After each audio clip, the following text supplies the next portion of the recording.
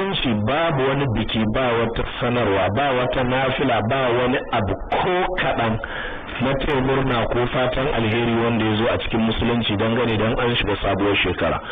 Ba wata kalanda da za a buga ana taya musulmi murna ko kuma wani ruwa na shekara ana yawo ana ainihin bawa mutane rubutu ko makamantan haka. Don haka duk waɗannan abubuwa da ainihin mutane suke makalewa da cewa mutum ya tsaya ya dubi menene ya a shekarar bara, menene zai a yanzu, duk wannan kana bata kanka lokaci ne.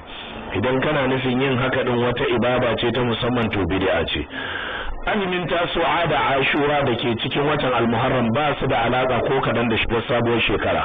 Dan haka ba a buƙatar wai a ce ai za a haɗu ne don a wa'azantar da mutane game da Tasu'a da Ashura saboda sabuwar shekara ta shiga. Duk wannan bid'a ce.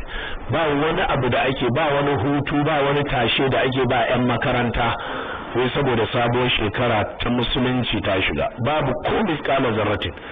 Cewar to mutane suna yin abubuwa na bid'a ko kuma ku taru don ku yi mutane wa'azi. Wannan addini ne na 'yan brothers da kungiyoyin da ake kira 'yan umma a Najeriya waɗanda suke batar da mutane ta hanyar fakewa a ƙarƙashin fada da wasu bid'o'i da suke cewa wai za a yi ta hanyar wai kawo wa mutane abubuwan da suke wai su ne substitute, su ma duk bid'a ce.